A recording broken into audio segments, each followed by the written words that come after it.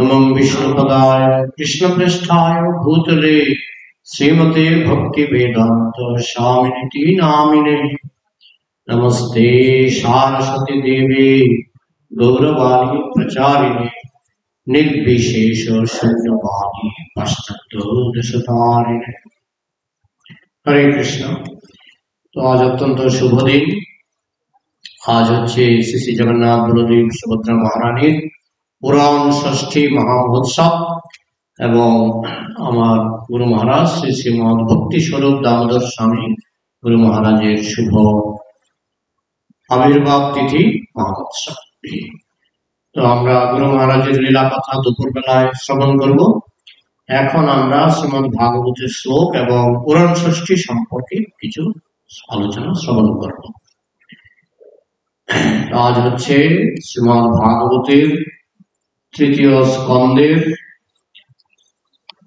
দ্বিতীয় ভাগ 28 নম্বর অধ্যায় 21 নম্বর শ্লোক। সবাই আমার সঙ্গে সঙ্গে বলুন। সঞ্চিন্তয়েৎ ভগবতশ্চরণারবিন্দং বজ্রাঙ্কুশধ্বজ শররহ লাঞ্ছনাঢ্যং উত্তুঙ্গ রক্তবিলাসং নখচক্রবাল কৃষ্ণবিরাহত মহৎ হৃদয়োন্ধকার। শিল প্রভুপাদ কৃত অনুবাদ এবং তাৎপর্য। জয় শিল প্রভুপাদ কি জয়। অনুবাদ। ভক্তের কর্তব্য হচ্ছে প্রথমে ধ্বজ, বজ্র, অঙ্কুশ এবং পদ্ম চিহ্নিত ভগবানের চরণ কমলের ধ্যান করা। সেই চরণ কমলের অত্যন্ত সুন্দর রক্তবর্ণে শুভমান নখরূপ চন্দ্রমণ্ডলের কিরণ ছটায় হৃদয়ের ঘন অন্ধকার দূরীভূত হয়। তাৎপর্য। মায়াবাদীরা বলে যে পরম তত্ত্বের নির্বিশেষ রূপে যেহেতু মানুষ তার মনকে স্থির করতে অক্ষম, তাই সে যে কোনো একটি রূপের কল্পনা করে সেই কল্পিত রূপের ধ্যান করতে পারে। কিন্তু সেই প্রকার পন্থা এখানে অনুমোদিত হয়নি। কল্পনা সর্বদাই কল্পনা এবং তার ফল কেবল কল্পনাতেই পর্যবসিত হয়। এখানে ভগবানের শাশ্বত রূপের বর্ণনা করা হয়েছে। ভগবানের চরণতল বজ্র, ধ্বজা, পদ্ম এবং অঙ্কুশ রেখার দ্বারা চিহ্নিত। তার নখরাজির কিরণ চন্দ্রের জ্যোৎস্নার মতো উজ্জ্বল। কোন যোগী যদি ভগবানের চরণতলের চিহ্নগুলি দর্শন করেন এবং তার নখের উজ্জ্বল আলো দর্শন করেন, তাহলে তিনি তার জড় অস্তিত্বের অজ্ঞান অন্ধকার থেকে মুক্ত হতে পারেন। মনোধর্মী জল্পনা কল্পনার দ্বারা এই প্রকার মুক্তি লাভ করা যায় না। পক্ষান্তরে ভগবানের উজ্জ্বল পদনখ থেকে বিচ্ছুরিত রশ্মির ছটা দর্শন করে সে মুক্তি লাভ করতে পারে। অর্থাৎ কেউ যদি জড় অস্তিত্বের অজ্ঞান অন্ধকার থেকে মুক্ত হতে চান, তাহলে তাকে ভগবানের শ্রী পাদপদ্মে মন স্থির করতে হবে। তো একইভাবে কপিল দেব তার মাতা দেবহূতিকে ভগবানের রূপের বর্ণনা করছেন। সঞ্চিন্তয়েৎ, সঞ্চিন্তয়েৎ মানে সম্যক রূপে চিন্তা করা উচিত। যখন সংস্কৃতে খণ্ডত্ব দেওয়া হয়, খণ্ডত্বটা হলো উচিত। গচ্ছেৎ যাওয়া উচিত, বদেৎ বলা উচিত। সঞ্চিন্তয়েৎ সম্যক রূপে চিন্তা করা উচিত। সম্যক রূপে মানে পূর্ণরূপে, গভীরভাবে চিন্তা করা উচিত। কি চিন্তা করা উচিত? ভগবতশ্চরণারবিন্দম, ভগবানের চরণ কমল। অরবিন্দ মানে পদ্মফুল। পদ্মফুলের মতো কোমল, পদ্মফুলের মতো সুন্দর ভগবানের যে চরণ পদ্ম, সেটাকে সম্যক রূপে চিন্তা করা উচিত। সেই চরণ কমলে কি আছে? বজ্রের ছবি আছে। অঙ্কুশ মানে যে হাতিকে যে খোঁচা দেয়, এটার নাম হচ্ছে অঙ্কুশ। অঙ্কুশের ছবি আছে। আর কি আছে? ধ্বজ মানে পতাকার ছবি আছে চরণের মধ্যে। ছবিগুলি চরণের মধ্যে আছে। আর কি? সরোরহ মানে পদ্মফুল। সরোরহ মানে পদ্মফুল। পদ্মফুলের ছবি আছে ভগবানের চরণের মধ্যে। হ্যাঁ। লাঞ্ছনাঢ্যম, আঢ্যম মানে সমৃদ্ধ আঢ্যম মানে চিহ্নিত, মানে এই লাঞ্ছন, আঢ্যম অলঙ্কৃত, অলঙ্কৃত চিহ্নিত, অলঙ্কৃত চিহ্নিত। এই বজ্র, অঙ্কুশ, পতাকা, পদ্ম, এইগুলির চিহ্ন ভগবানের চরণের মধ্যে আছে। এক একজনের চরণ চিহ্ন এক এক রকম। যাদের এগুলি মুখস্থ আছে, আমার মুখস্থ নাই, যাদের মুখস্থ আছে তারা চরণ দেখেই বলে দেবে এটা রাধারানীর চরণ, চরণ দেখেই বলে দেবে এটা নিত্যানন্দ প্রভুর চরণ, হ্যাঁ, চরণ দেখেই বলবে এটা মহাপ্রভুর চরণ, এটা বলরামের চরণ, এটা কৃষ্ণের চরণ, বলতে পারবে। কিভাবে? এই ছবিগুলো একরকম নয়। হ্যাঁ, কৃষ্ণ যখন বৃন্দাবনের ধুলিতে হাঁটতেন, এদের স্টাম্প, চরণের স্ট্যাম্প সেই ধুলিতে পড়ে যেত। বোঝা গেল? চরণের যে ছাপ, এই ছাপ দেখে গোপীরা বুঝতে পারবে এটা কৃষ্ণের চরণ, এটা রাধার চরণ, ছাপ দেখে গোপীরা বুঝতে পারত। এবং ভক্তরাও এই ছাপগুলি তাদের জানা থাকলে খুব ভালো, মুখস্থ থাকলে খুব ভালো।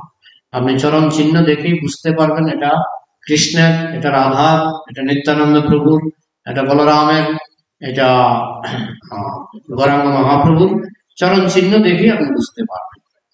আর কি? উত্তুঙ্গ মানে উন্নত, উন্নত রক্ত মানে লাল রঙের, বিলাসক মানে উজ্জ্বল, লাল রঙের উজ্জ্বল নখ চক্রবাল, চক্রবাল মানে চন্দ্র, নখগুলি হচ্ছে চাঁদের মতো উজ্জ্বল।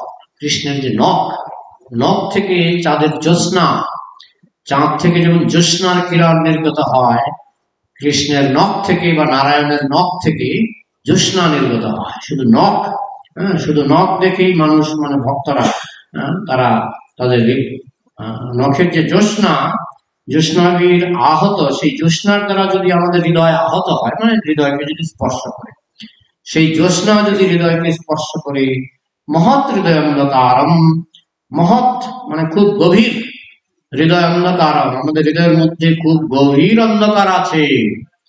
কৃষ্ণকে বুঝি আর না বুঝি, আমাদের হৃদয়ে যে কি অন্ধকার সেটা আমরা বুঝতে পারি, তাই না? হৃদয়ের মধ্যে যে কত ঘন অন্ধকার এটা আমরা বুঝতে পারি। তো এখন বলা হচ্ছে এই যে ঘন অন্ধকার, এই ঘন অন্ধকার দূর হবে যদি কৃষ্ণের চরণে যে চাঁদের জ্যোৎস্না, কৃষ্ণের চরণের নখের মধ্যে যে চাঁদের মতো জ্যোতি, সেই জ্যোৎস্না দিয়ে আমাদের হৃদয়ের অন্ধকার যখন আহত হয়, মানে সেই জ্যোৎস্না যখন হৃদয়কে স্পর্শ করে, তখন মহৎ হৃদয় অন্ধকার, হৃদয়ের মধ্যে যে গভীর অন্ধকার আছে সেটা দূরীভূত হয়। এখানে তাৎপর্য ছিল প্রভুপাদ খুব সুন্দর ভাবে ব্যাখ্যা করেছেন যে মায়াবাদীরা বলে যে ভগবানের কোন রূপ নাই, ভগবান নিরাকার, কিন্তু প্রভুপাদ বলছেন যে না, ভগবানের রূপ আছে। রূপ না থাকলে আমরা রূপ কোথা থেকে পেলাম? চিনির মধ্যে মিষ্টি নাই, রসগোল্লা মিষ্টি কোথা থেকে হলো? চিনির মধ্যে মিষ্টি নাই। রসগোল্লাটা কি দিয়ে আমরা চিনি দিই? তো রসগোল্লাতে, রসগোল্লার মধ্যে চিনি দেওয়া হয় তো নাকি? তো রসগোল্লাটা মিষ্টি কোথা থেকে পেল? চিনি থেকে। বলে চিনি কিন্তু মিষ্টি না, তো রসগোল্লা কোথা থেকে পেল? নিশ্চয়ই চিনির মধ্যে মিষ্টি আছে, না হলে রসগোল্লা মিষ্টি পাবে কোথা থেকে, তাই না? ঠিক তেমনি ভগবানের মধ্যে রূপ আছে, না হলে ভগবানের সৃষ্টি রূপ পাবে কোথা থেকে? ভগবান যে জগৎ সৃষ্টি করেছেন, আমাদেরকে সৃষ্টি করেছেন, আমাদের দেহ সৃষ্টি করেছেন, আমরা রূপ পেলাম কোথা থেকে? ভগবানের মধ্যে রূপ নাই, আমরা রূপ পেয়ে গেছি। তার মানে এমন জিনিস আমার আছে যেটা ভগবানের নাই, আমার আছে ভগবানের নাই, এমন হয় না। ভগবান হচ্ছেন পূর্ণ, এমন হতে পারে আমার নাই ভগবানের আছে, এমন হতে পারে, কিন্তু আমার আছে ভগবানের নাই এটা হতেই পারে না। আমাদের যেহেতু একটা আকার আছে, রূপ আছে, নিশ্চয়ই যিনি আমাদের সৃষ্টিকর্তা তারও নিশ্চয়ই রূপ আছে, আকার আছে। এখন বলতে পারেন যে আমাদের আকারটা তো নিকৃষ্ট, কিন্তু আকার নাই বলা যাবে। বানরের আকার নিকৃষ্ট। বানরের আঙুল কয়টা? বানরের হাতে আঙুল কয়টা? 5টা। 5টা।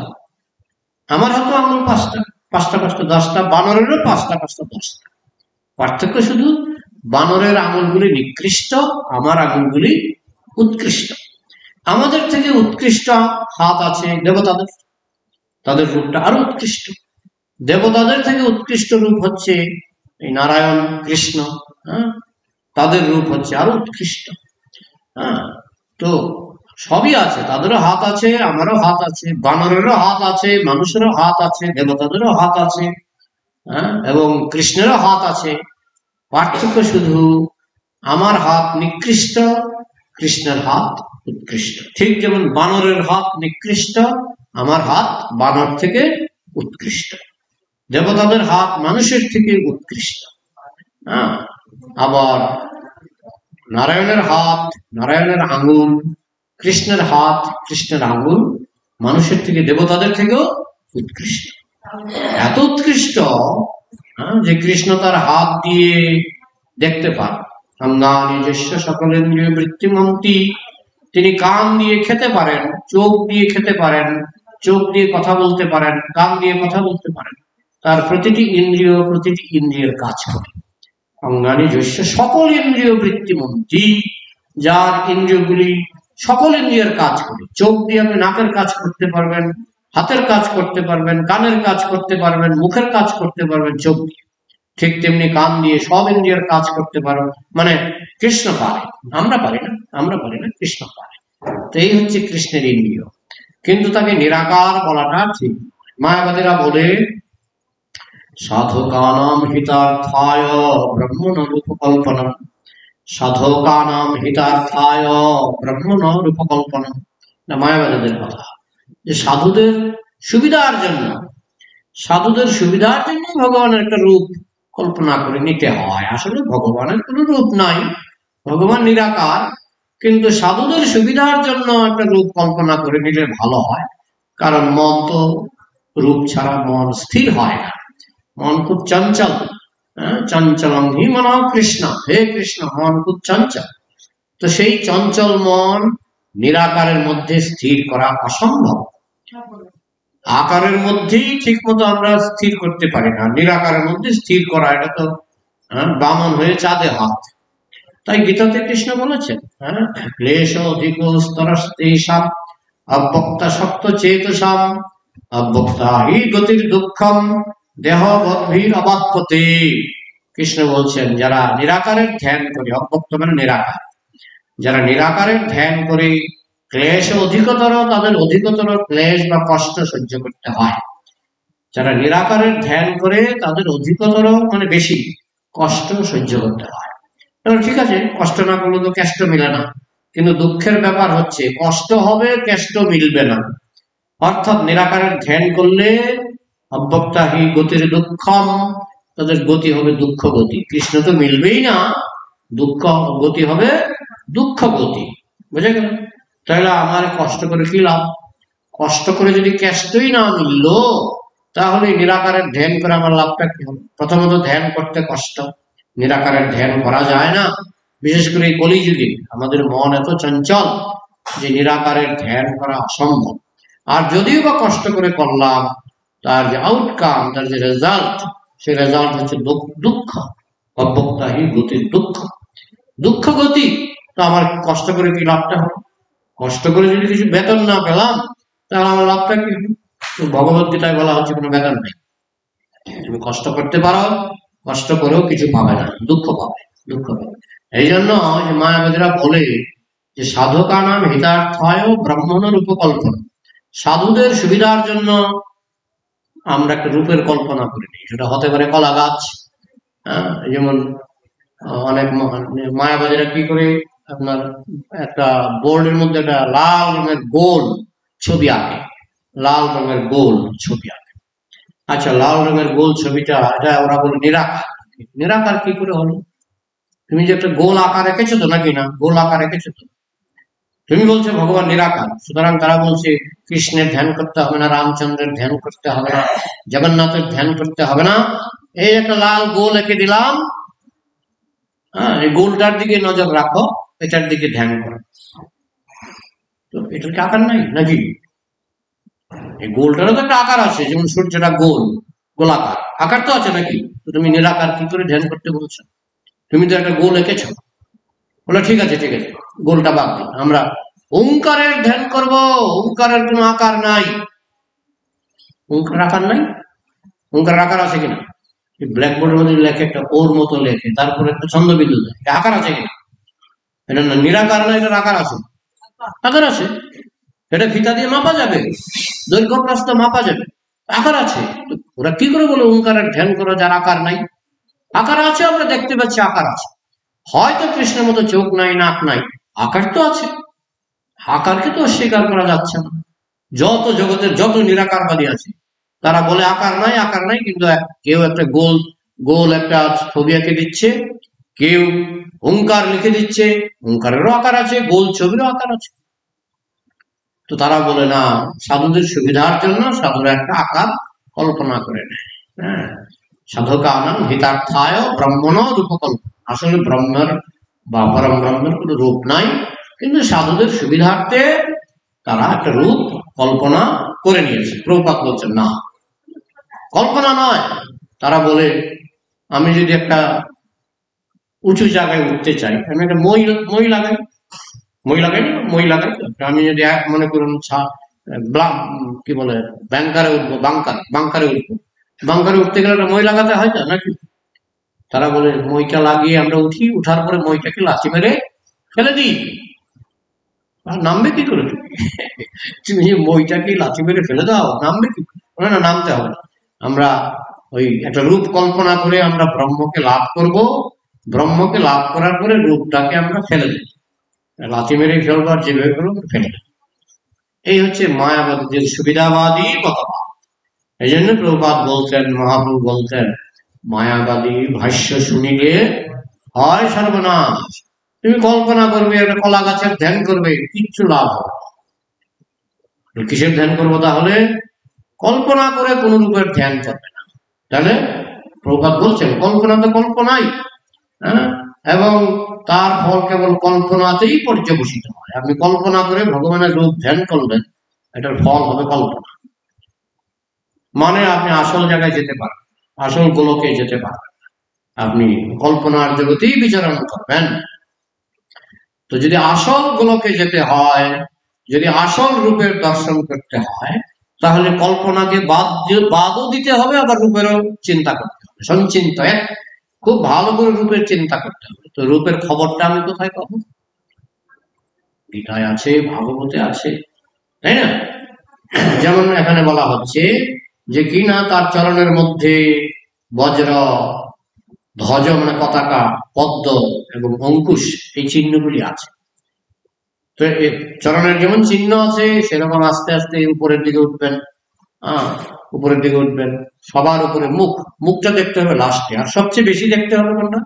সবচেয়ে বেশি দর্শন করতে হবে চরণ। শুধুমাত্র চরণের এই চিহ্নগুলি ধ্যান করলে, যে এটা তো কল্পনা নয়। কেন কল্পনা নয়? কারণ এটা গ্রন্থে লেখা আছে, ভাগবতে বর্ণনা আছে। হ্যাঁ, যে অনেক সময় থানাতে যখন কেউ খুন টুন করে না, থানাতে খুনিকে ধরা যায়, তো একজন বলে আমি দেখেছি লোকটাকে। দেখেছেন? কিরকম লোকটা? তখন বলে লোকটা কপালটা একটু বড়, হ্যাঁ, লোকটার গালটা একটু ভাঙা, হ্যাঁ, এরকম বলো। তখন পুলিশ কি করে জানে? ছবি আঁকায়, ছবি আঁকায়। তো ছবি আঁকলে পরে এই ছবি দেখে দেখে রূপটাকে বের করে, বুঝেছে? তো ওই রূপটা কি কল্পনা? কিছুটা কল্পনা করছে, কিন্তু অরিজিনালি মিলছে বলেই তো ধরতে পারছে, সেই খুনিকে ধরতে পারছে মিলছে বলে। তো এরকম আমরা শাস্ত্রে বর্ণনা পাচ্ছি, সেটা কল্পনা নয়। সেটা যারা শাস্ত্র যারা দিয়েছেন, শাস্ত্র তো ভগবানের দান, ব্যাসমুনি তিনি ভগবানের অবতার, তিনি শাস্ত্র দিয়েছেন। এবং যে সমস্ত যোগীরা ভগবানকে দর্শন করেছেন, তারা দেখেছেন ভগবানের চরণের মধ্যে বজ্রের চিহ্ন, পতাকার চিহ্ন, পদ্মের চিহ্ন এবং অঙ্কুশের চিহ্ন আছে। এটা তারা দর্শন করেছেন এবং গ্রন্থে এইভাবে লেখা আছে। সুতরাং এটা কোনো কল্পনা নয়। কল্পনা হলো তো যার যেমন খুশি, কেউ ভাববে আমি কলা গাছের ধ্যান করে ভগবানকে পাবো, হ্যাঁ, নামও অনেকে কল্পনা, হ্যাঁ, জ্যাঠানাম কেবলম, জ্যাঠানাম কেবলম, জ্যাঠানাম কেবলম, শুনেছেন? কাকা নাম কেবলম, কাকা নাম কেবলম, হ্যাঁ, শুনেছেন মন্ত্র? শুনেননি? মন্ত্র কল্পনা করে, হ্যাঁ, Thums Up, Thums Up, Thums Up, Coca Cola, Coca Cola, Coca Cola, Coca Cola. আপনি সারাদিন জপ করলেও কাজ হবে না, কল্পনা করে কিছু হয় না। সেটা ভগবানের নামই হোক আর রূপই হোক, কল্পনা করে কোনো কাজ হবে না। তাহলে আমরা খবরটা পাবো কোথা থেকে? না শাস্ত্র থেকে। সাধুগুরু শাস্ত্র থেকে আমরা নিখুঁত বর্ণনা পাচ্ছি। ভগবানের চরণের মধ্যে বজ্র, পতাকা, পদ্ম এবং অঙ্কুশ, যে হাতিকে যে খোঁচা দেয়, যে অঙ্কুশ দেখেছেন, এটা আমাদের মায়াপুরে আছে, হাতিকে খোঁচা দেয় একটা যন্ত্র আছে, অঙ্কুশ। তো এই চিহ্নগুলি ভগবানের চরণে আছে। এবং এখানে প্রভুপাদ তাৎপর্য বলছেন, আমরা যদি মুক্তি লাভ করতে চাই তাহলে সবচেয়ে বেশি ধ্যান করতে হবে ভগবানের চরণের ধ্যান করতে হবে। হ্যাঁ, আর কি, ভগবানের নখ থেকে যে চাঁদের মতো জ্যোৎস্না বেরোচ্ছে, ভগবানের নখ থেকে চাঁদের মতো উজ্জ্বল জ্যোৎস্না বেরোচ্ছে, সেই জ্যোৎস্নার যদি একবার মাত্র দর্শন হয় তাহলে হৃদয়ের ঘন অন্ধকার চিরতরে দূরীভূত হয়ে যাবে। তো আজকে যেহেতু উড়ন ষষ্ঠী, আমরা উড়ন ষষ্ঠীর লীলা একটু শ্রবণ করি। উড়ন ষষ্ঠীটা, অনুষ্ঠানটা আমরা প্রধানত এটা ওই জগন্নাথ মন্দির পুরী, আজকে পুরীতে খুব বড় অনুষ্ঠান। আজকের তারিখে, আজকের তিথিতে, এই উড়ন ষষ্ঠী তিথিতে জগন্নাথকে মান্ডুয়া বস্ত্র পরানো হয়। মান্ডুয়া বস্ত্র মানে বুঝেছেন? মার দেওয়া, ভাতের মার দেওয়া বস্ত্র।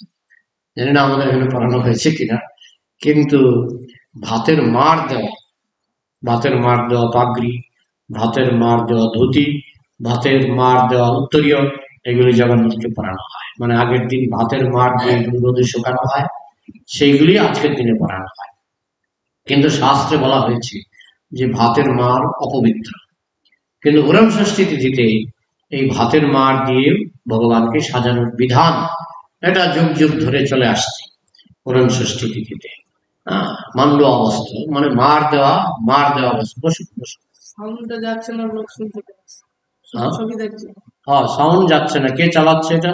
এই যে সত্যপ্রভু, সাউন্ড যাচ্ছে না। যারা যারা যারা অনলাইনে শুনছে তারা শুধু আমার ছবি পাচ্ছে, সাউন্ড পাচ্ছে না।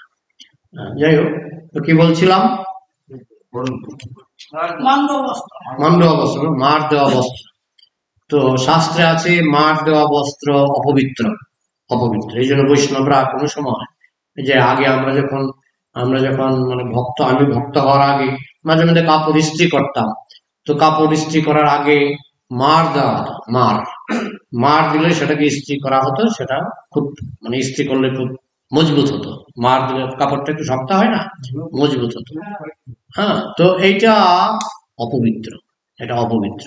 কিন্তু জগন্নাথকে আজকের তিথিতে, উড়ন ষষ্ঠী তিথিতে করানো হয়। তো এখন জগন্নাথ মন্দিরে তখন মহাপ্রভু ছিলেন, মহাপ্রভু এটা খুশি মনে মেনে নিয়েছেন। তারপরে সমস্ত বৈষ্ণবরা এটা খুশি মনে মেনে নিয়েছেন, কিন্তু পুণ্ডরিক বিদ্যানিধি এটা খুশি মনে মানতে পারেননি। পুণ্ডরিক বিদ্যানিধি বলছেন এটা কি করে সম্ভব, কারণ মার দেওয়া কাপড় তো অপবিত্র, অপবিত্র কাপড় জগন্নাথকে কি করে পরানো হয়?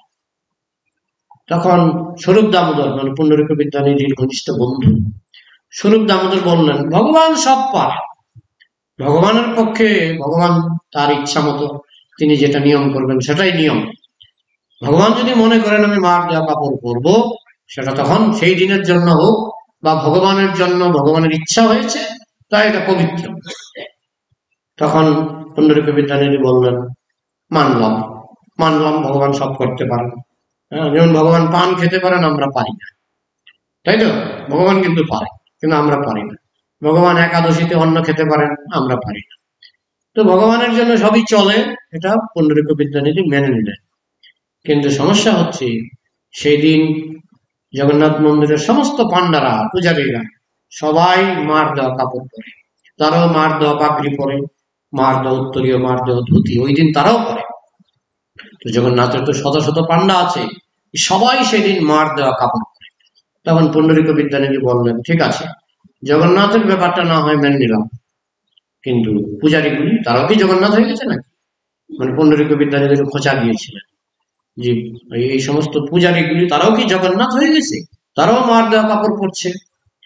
তখন বলছে, দেখো, ধামের ব্যাপার, জগন্নাথ ধাম, এটা যুগ যুগ ধরে চলে আসছে, হাজার হাজার বছর ধরে চলে আসছে, এটা নিয়ে আমরা তো চিন্তা করি না, যেটা চলে আসছে সেটা চলে আসছে, এটা মেনে না, মানি কি করে?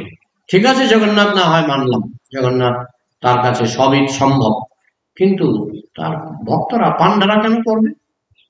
এই কথা তর্কাতর্কি করে মানে স্বরূপ দামোদর আর পুণ্ডরিক বিদ্যানিধি তর্কাতর্কি করে বাড়ি চলে গেলেন। যে রাত্রিবেলায় প্রসাদ পাওয়ার পরে পুণ্ডরিক বিদ্যানিধি ঘুমিয়েছেন। লীলাটা আগে শুনেছেন। পুণ্ডরিক বিদ্যানিধি ঘুমিয়েছেন। যখন ঘুমিয়েছেন তখন একেবারে মস্তানের মতো জগন্নাথ আর বলদেব উপস্থিত।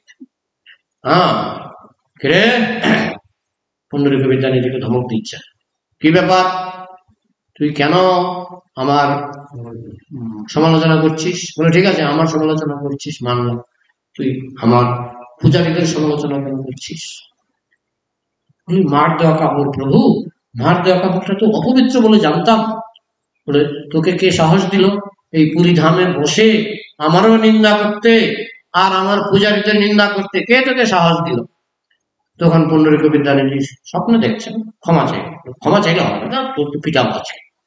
তখন জগন্নাথ বলদেব মিলে তাকে খুব চড়ালেন, দুই গালে চড়ালেন, চড়িয়ে সবই স্বপ্নে চড়িয়ে দুজন চলে গেল। যখন চলে গেলেন ঘুম থেকে উঠে দেখি দুই গাল ফোলা। পুণ্ডরিক বিদ্যানিধি দুই গাল ফোলা। সাধারণত মঙ্গল আরতির সময় উঠে যায়, সেদিন আর মঙ্গল আরতির সময় উঠেনি। তো স্বরূপ দামোদর সবাইকে ডাকছে যে না, আমার একটা লজ্জার ব্যাপার হয়েছে, আমি উঠবো না। কি লজ্জার ব্যাপার? দরজা খোলা।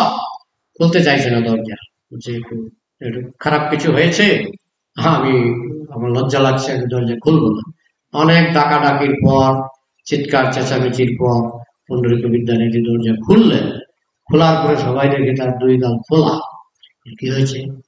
তখন ভক্তদের কাছে অন্তরঙ্গ ঘটনা খুলে বললেন, রাত্রে জগন্নাথ এসেছিলেন এবং জগন্নাথ বলদেব আমাকে পিটিয়েছে। এই হচ্ছে উড়ন ষষ্ঠীর লীলা। তারপর থেকে এই ঘটনা ছড়িয়ে পড়লো চারিদিকে যে পুণ্ডরিক বিদ্যানিধি জগন্নাথের হাতে মার খেয়েছে, এইটা ছড়িয়ে পড়লো। এরপর থেকে আজ অব্দি আর এই উড়ন ষষ্ঠী নিয়ে কেউ সমালোচনা করার সাহস পায় না।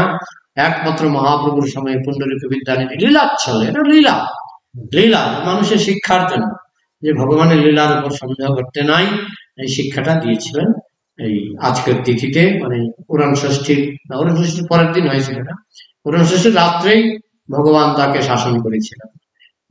এরকম ঘটনা আমাদের রাজাপুরে ঘটেছে। একবার সে জননিবাস প্রভু তাকে, তিনি প্রতি বছরই জগন্নাথকে রং করেন। ওই রাজাপুর জগন্নাথ বলদেব সুভদ্রা আছে না, তো সেই জগন্নাথ কিন্তু অনেক পুরনো জগন্নাথ, রাজাপুরের জগন্নাথ অনেক পুরনো। তো উনি যখন রং করতে গেলেন দেখছি এই জায়গায় একটা ফাটা, জগন্নাথের শরীরে ফাটা। তখন জননিবাস ভাবছে টাকা রং করলে ফাটাটা দেখা যাবে, তাহলে কি করা যায়? উনি ভাবছেন যে ফাটার ভিতরে রং ঢুকিয়ে, কিন্তু সেখানে পুরনো রং আছে, সেখানে পুরনো রং আছে, তো সেখানে রং ঢুকবে না। তাই উনি ব্লেড দিয়ে হালকা করে সেই ফাটার থেকে আস্তে আস্তে রংটা, পুরনো রংটা বের করলেন। বের করে এটার ভিতরে পুডিং নাকি দিয়েছেন, দিয়ে রং টং করে এমন ভাবে করে দিয়েছেন যে ফাটা যে ছিল সেটা বোঝাই যাচ্ছিল না। রং টং করে কি ঘুমালেন। রাত্রিবেলায় তো ওনাকে জগন্নাথ চাপটা ধরলেন যে কি ব্যাপার, আমার গালে ব্লেড চালিয়েছ, আমার গালে ব্লেড চালিয়েছ, এত সাহস? এরপর ঘুম থেকে উঠে দেখি ওনার গাল কাটা। আমাদের মায়াপুরের ঘটনা, তখন আমি সেখানে ছিলাম। পরের দিন সব ভক্তরা প্রভুকে দেখতে গেছে, জননিবাস প্রভুকে দেখতে গেছে, গাল কাটা কাটা। আমি যে ব্লেড চালিয়েছি জগন্নাথের গালে, তার বদলা জগন্নাথ নিয়েছেন। তো আরেকজন মুসলমান, উনি দিনের বেলায় ওই দিক দিয়ে যাচ্ছিলেন, কি কোনো একটা কাজে মন্দিরে ঢুকেছেন। মন্দিরে ঢুকে দেখছেন পূজা হয়ে গেছে, আরতি হয়ে গেছে, জগন্নাথকে একটু দেখলেন। চোখের সামনে পড়লে তো কি হিন্দু কি মুসলমান কি খ্রিস্টান, চোখের সামনে পড়লে তো নজর যায়, জগন্নাথকে কি দেখলেন। তখন পূজারীর কি দয়া হলো, পূজারী এসে একটু প্রসাদ, অন্ন প্রসাদ একটু সেই মুসলমানকে বলছে যে একটু প্রসাদ নেবেন। না না, মুসলমানরা কৃষ্ণ ভগবানের প্রসাদ খাই না, হিন্দুদের ভগবানের প্রসাদ আমরা খাই না। সেই কথা বলে উনি চলে গেলেন। রাত্রেবেলায় জগন্নাথ, বলদেব, সুভদ্রা তিনজন তার স্বপ্নে দেখা দিল। হ্যাঁ, জগন্নাথ আর বলরাম দুজন মিলে তাকে পিটাতে লাগলো, আমার প্রসাদ তুই খেলি না। হ্যাঁ, তখন সুভদ্রা দাঁড়িয়ে দাঁড়িয়ে দেখছিল, আরো মার, আরো মার, আরো মার, মানে বলছে আরো মারো, আরো মারো বলছে। হ্যাঁ, সুভদ্রা আঙুল ধুলিয়ে দিল, আরো মার। যাই হোক, কিছুক্ষণ মারধর করার পর জগন্নাথ, বলদেব, সুভদ্রা তারা তিনজনই ফিরে আসলেন। পরের দিন এই একই সময় দুপুর বেলায় যখন অন্নভোগ হয়ে গেল, সেই মুসলমান ভদ্রলোক সে গিয়ে মন্দিরের আশেপাশে ঘোরাঘুরি করছে, কি ব্যাপার, আমাকে একটু প্রসাদ দেবেন, আমাকে একটু প্রসাদ দেবেন। তো পূজারী দিল, প্রসাদ দিল, উনি খেলেন খুব তৃপ্তি সহকারে। কি ব্যাপার, কালকে তো আপনাকে প্রসাদ ছেড়েছিলাম, আপনি তো খাননি, হ্যাঁ, আজকে কি ব্যাপার? ঘটনা একটা মারাত্মক ঘটনা ঘটেছে, আমি এরকম স্বপ্ন দেখেছি। হ্যাঁ, আমাকে খুব পিটিয়েছে। হ্যাঁ, তো এই জন্য এই যে মাঝখানের যে একজন আছে না, হলুদ রঙের, উনি বলছে আরো মার, আরো মার। হ্যাঁ, তো আমি বুঝে গেছি যে আপনাদের বিগ্রহ খুব জাগ্রত বিগ্রহ, তাই আমি আজকে ভাবলাম যে ভয় পেয়েছি স্বপ্নে। হ্যাঁ, আপনারা জানেন চাঁদ কাজীর ঘটনায় নরসিংহদেব চাঁদ কাজীর বুকে উঠেছিল স্বপ্নে, বুকে উঠে তার বুক চিরে ফেলেছিল, সেই দাগ, নখের দাগ তিনি মহাপ্রভুকে দেখিয়েছিলেন, কাপড় খুলে তিনি মহাপ্রভুকে দেখিয়েছিলেন যে আপনাদের একটা অর্ধেক সিংহের মতো, অর্ধেক মানুষের মতো আমার বুকের উপর উঠে আমার বুকে আঁচড় দিয়েছে নখ দিয়ে, দেখুন, মহাপ্রভুকে দেখিয়েছিলেন। তো অনেক সময় বিগ্রহ খুব অদ্ভুত অদ্ভুত লীলা করে, এবং আশ্চর্যের ব্যাপার হলো স্বপ্নের সঙ্গে বাস্তব মিলে যায়। পুণ্ডরীক বিদ্যানিধি স্বপ্ন দেখলেন যে তিনি চর খেয়েছেন, পরের দিন তার গাল ফুলে গেল। হ্যাঁ, জননিবাস প্রভুর ক্ষেত্র, তিনি যে একটু ব্লেড চালিয়েছিলেন, তো তার গালও ব্লেডের দাগ পড়ে গেল। অনেক সময় স্বপ্নের সঙ্গে বাস্তব মিলে যায়। তো এই হচ্ছে ভগবানের অদ্ভুত লীলা। তো উড়ন ষষ্ঠীর দিন এই লীলা হয়েছিল। এটা চৈতন্য ভাগবতে এই লীলার সুন্দর বর্ণনা আছে। তো আমরা এই তিথিতে ভগবানকে সুন্দরভাবে আমরা সাজাবো। খুব সাজিয়েছে, যে কে সাজিয়েছে, খুব সুন্দর সাজিয়েছে আল্লাদিনী আর সুপ্রিয়া, আর কে, পূজারী, আমাদের পূজারী ছিল। তো তাদেরকে ধন্যবাদ, যারা মন্দির সাজিয়েছে সবাইকে ধন্যবাদ। আজ দুপুর বেলায় আমার গুরু মহারাজের শুভ আবির্ভাব তিথি, তখন আমরা গুরু মহারাজের লীলা একটু শ্রবণ করবো। আর কারো যদি কিন্তু এখানে সময় তো হবে না, অনেক 1 ঘন্টা, তো দুপুরবেলা ক্লাস আছে, লোক আসবে, ভক্ত আসবে। হ্যাঁ, তখন ঘন্টাখানেক গুরু মহারাজ লীলা কথা শ্রবণ করবো। এখন কারো যদি কিছু প্রশ্ন থাকে আলোচনা করা যায়। প্রশ্ন বলতে আপনি যে বললেন না যে মায়াবতীরা, তো প্রবন্ধ সরস্বতী তো মায়াবতীর নেতা ছিলেন। কে? প্রবোধানন্দ। তিনি তো অনেক ফার্স্ট লাগলেন ভগবত দর্শনে, তিনি এত পণ্ডিত হওয়ার পর তিনি এইভাবে কেন? তারা মহাপ্রভুর সঙ্গ লাভের আগে তারা এইরকম ছিলেন, কিন্তু মহাপ্রভুর সঙ্গ লাভ করার পরে বহু মায়াবাদী, যেমন ব্রহ্মানন্দ, প্রবোধানন্দ সরস্বতী, তারপরে কেশব কাশ্মীরি, হ্যাঁ, আরেকজন 10,000 শিষ্য নিয়ে, প্রবোধানন্দই তো 10,000 শিষ্য নিয়ে, হ্যাঁ, এরা সবাই পরবর্তীকালে বৈষ্ণব হয়ে গেছিলেন। হ্যাঁ, মায়াবাদীরা বৈষ্ণব হয়, বৈষ্ণবরা কোনোদিন মায়াবাদী হয় না। হ্যাঁ, বোঝা গেল? তো এইভাবে তারা মহাপ্রভুর সঙ্গ লাভের প্রভাবে তারা কিন্তু পরবর্তীকালে তাদের মতবাদ পরিত্যাগ করেছিলেন এবং বৈষ্ণবদের যে সিদ্ধান্ত সেটাই গ্রহণ করেছিলেন। ঠিক আছে, ভুল হতেই পারে, কিন্তু ভুল সংশোধন হবে যদি বৈষ্ণবদের সঙ্গ লাভ হয়, তাহলে ভুল সংশোধন হবে। মায়াবাদীরা ভুল পথে যাচ্ছে, বলো ভগবানের রূপ নাই, ভগবান অপূর্ণ, তার রূপ নাই। আমরা বলি ভগবানের অনন্ত রূপ, অনন্ত রূপ মানে যার রূপের কোনো শেষ নাই। বোঝা গেল? আর কোন প্রশ্ন বলুন। প্রশ্ন নেই? হ্যাঁ, হরে কৃষ্ণ। জগন্নাথ যে লীলা করে হ্যাঁ। ভক্তদের মনোবাসনাকে উনি সেখানে বহন করছে। হ্যাঁ। যেমন আমরা এই তেঁতুল বাটা বাটা আমি দেখছি না, এগুলো ভক্তদের অনুযায়ী যেগুলো হচ্ছে লীলা বহন করছে। এই পূরণ করছে মার বছর করছে, সেটা পূর্ব হিস্ট্রি কি আছে? এটা আমি পাইনি, হিস্ট্রি নিশ্চয়ই আছে, কিন্তু এটা যুগ যুগ ধরে এটা চলে আসছে। এখন কোনো ভক্ত হয়তো তাকে মার বস্ত্র পরাতে চেয়েছিল, কিছু একটা থাকতে পারে কাহিনী, সেটা আমার জানা নেই। একবার এক ভক্ত নিজে মাছ খায়, মানে এমন ভক্ত আর কি, তার ইচ্ছা হলো জগন্নাথকে মাছ খাওয়া। হ্যাঁ, সে ভালো করে মাছ ভাজি করে ওই কলা পাতায় পেঁচিয়ে সে জগন্নাথ মন্দিরে ঢুকতে যাচ্ছে। তো দারোয়ান জিজ্ঞেস করছে, কি ব্যাপার?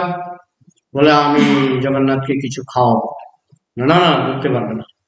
হ্যাঁ, তো মাছের ব্যাপারটা ওরা টের পেয়েছিল কিনা জানি না, ওরা কিভাবে ওই এটা ফেলে দিয়েছিল, মাটিতে ফেলে দিয়েছিল, তোমাকে এটা তুমি দিতে পারবে না, এটা ভগবানকে তুমি এটা দিতে পারবে না।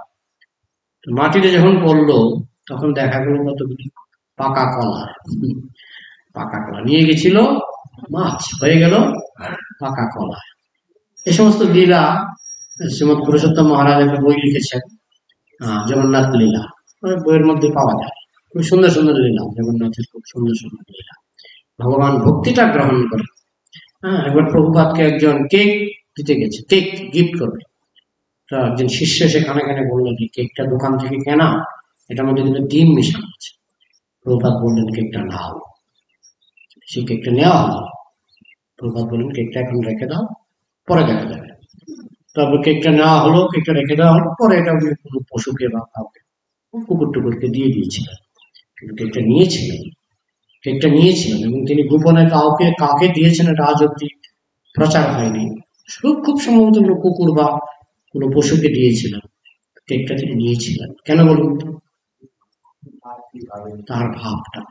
বিদেশি মানুষ, সে এখনো জানেই না যে আমরা ডিম খাই না, সে জানে না, সে প্রেম সহকারে আমাকে কেকটা দিয়েছে, আমি তার প্রেমটাকে মর্যাদা দিতে চাই। ওই জন্য প্রভুপাদ কেকটা নিলেন, কিন্তু কেকটা খাননি, কিন্তু গ্রহণ করেছে।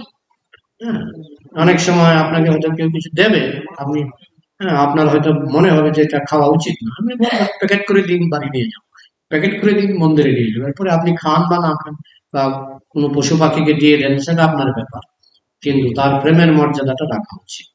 তো এটা ভগবানেরও সেই স্বভাব। সেই মাছওয়ালি মাছ নিয়ে এসছেন, জগন্নাথ মাছ খাবেন না, কিন্তু যেহেতু তার প্রেম ছিল, সেই জন্য সেই মাছ হয়ে গেল পাকা কলা। ঠিক আছে, কিন্তু প্রভু আমি ওই যদি ডিম দেওয়া যে কোনো জিনিস কেক আমি নিয়ে চলে এলাম ওনার কাছ থেকে গ্রহণ করে মন্দিরের জন্য বা পুজোর, তার কিন্তু ভুলটা ভাঙলো, ও তো ভেবেই থাকলো যে এনারা হয়তো খায় বা পুজোতে লাগে। এই কৃষ্ণের দায়িত্ব আছে, কৃষ্ণের দায়িত্ব আছে, কৃষ্ণ কাউকে না কাউকে পাঠাবে, আর সে নিজেই বুঝবে আমি নিয়ে গেলাম মাছ হয়ে গেল কলা, সে নিজে বুঝবে না কিছু। আর কৃষ্ণ তো অন্তরে চৈত্যগুরু রূপে বসেই আছে, তিনি আমাদের প্রত্যেকের অন্তরে চৈত্যগুরু রূপে বসে আছে। তিনি যদি বুঝিয়ে দিতে চান, এতটুকু কৃপা করতে পেরেছেন যে মাছকে কলা বানিয়ে ফেলেছেন, তিনি কি আর এইটুকু কৃপা করতে পারেন না যে সেই মাতাজির হৃদয়ে প্রবেশ করে বলে দেবেন যে আমি মাছ খাই না? সেটাও জগন্নাথ ইচ্ছা করলে পারেন। তার ভুল ভাঙতে গেলে সবসময় যে মানুষকে দায়িত্ব নিয়ে ভুল ভাঙাতে হবে এমন নয়, মানুষ কতটুকু ভুল ভাঙাতে পারে। প্রভুপাদের ছেলে ভক্ত হলো না, কৃষ্ণের ছেলে ভক্ত হলো না, কৃষ্ণের ছেলে নরকাসুর ভক্ত হয়নি, তারপরে অদ্বৈত আচার্যের 3 ছেলে ভক্ত হয়নি।